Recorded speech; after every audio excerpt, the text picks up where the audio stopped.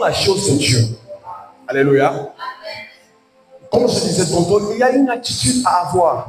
Beaucoup de chrétiens ne sont pas bénis tout simplement à cause de leur attitude. Comment es-tu dans la présence de Dieu?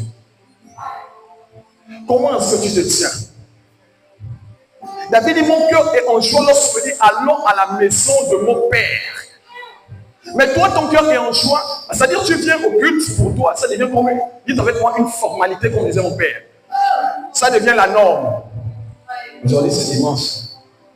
Si je n'arrive pas là-bas, ils vont dire que je ne suis pas venu.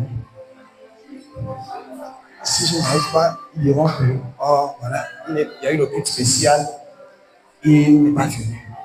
Donc, je suis obligé de... Mais tu n'as pas moi la tenue repas ça. Quand tu parles à l'église, oui, obligé. Mais si je n'ai pas, ils vont obligé. Mais tu te fais du mal. Tu penses que tu fais du mal à qui en réalité? Tu te fais du mal à toi-même en réalité. Amen. Parce que Dieu va rester Dieu. Dieu n'a pas besoin de ta louange pour rester Dieu. Dieu reste Dieu. Sauf avec ou sans ta louange, Dieu sera toujours Dieu. Oui. Donc, lorsque tu te lèves le matin, il doit y avoir une joie qui t'habite lorsqu'on te dit dimanche. Même pas que parce que c'est un culte spécial. Lorsqu'on te dit dimanche, c'est culte de Dieu. Quand tu te lèves à 6 heures, une joie doit normalement t'habiter parce que tu sais que tu vas dans la maison de ton Père. Et si déjà, devant le président de la République, il y a des récompenses. Donc, dans ma tête, je dois me mettre en tête que devant l'Éternel des armées, il y a plus de récompenses en réalité. Est-ce qu'on me suit? Si dans la présence du président de la République, tu seras récompensé, oui, là si je ne danse pas là, il ne va pas me donner les millions. Donc tu vas sortir les pas vraiment extraordinaires. Dans la présence de Dieu, je suis.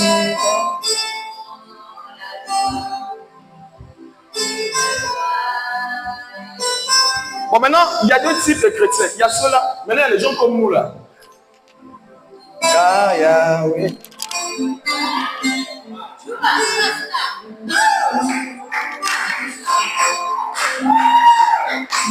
Alléluia.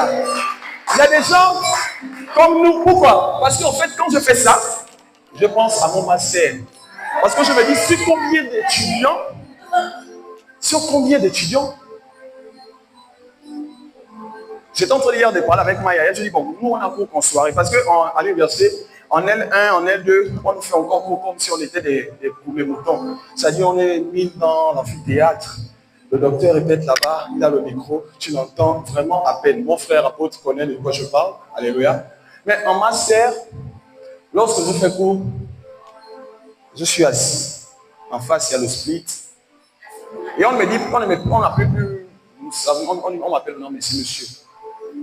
Le docteur dit, monsieur, est-ce qu'on peut ajouter quelque chose? Il va ajouter. C'est-à-dire, je commence à être quelqu'un. Alléluia.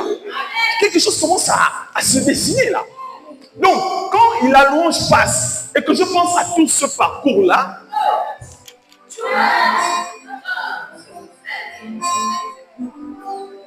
tu es jaloux. Tu es jaloux. Oui, tu es jaloux parce que tu ne veux pas comprendre que cela est une faveur que Dieu donne.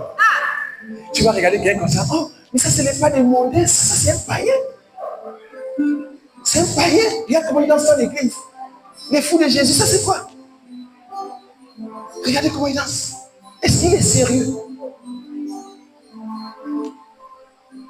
Je ne suis pas meilleur que David. Si David entend roi avec la royauté, c'est déshabillé. Je ne suis pas meilleur que David. Alléluia.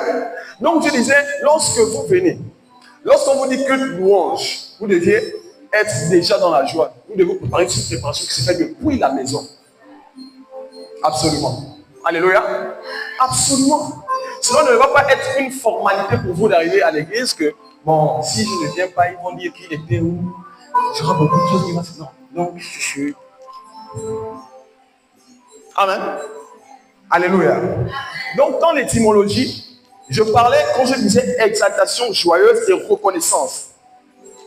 Parmi nous tous qui sommes ici présents, il n'y a personne qui peut dire que Dieu n'a jamais rien fait pour lui. Alléluia. Si tu arrives à dire que Dieu n'a jamais rien fait pour toi, c'est qu'en réalité tu es un sorcier. Parce que malgré tes fautes, Dieu a toujours fait quelque chose pour toi. Il y a des gens qui aiment souvent dire Dieu m'a oublié, je n'ai rien. Je n'ai rien.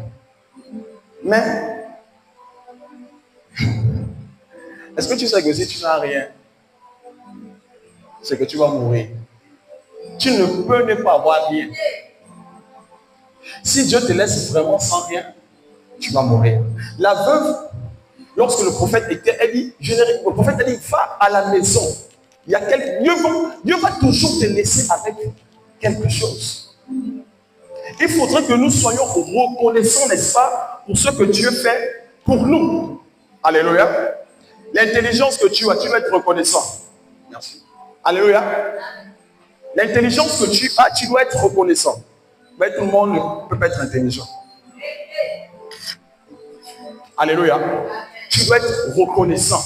Tu manges le matin. Papa nous a déjà acheté le petit déjeuner qu'on se réveille. On va être reconnaissant. Envers Dieu et envers lui aussi. Alléluia. Mais dans ce cas, la louange, c'est reconnaissance envers Dieu. Alléluia. Donc je disais que Dieu siège dans la louange et l'adoration. Dites avec moi, Dieu siège dans la louange et l'adoration. Donc chaque fois que nous louons, c'est que nous bâtissons un trône sur lequel il vient s'asseoir, si je veux comprendre.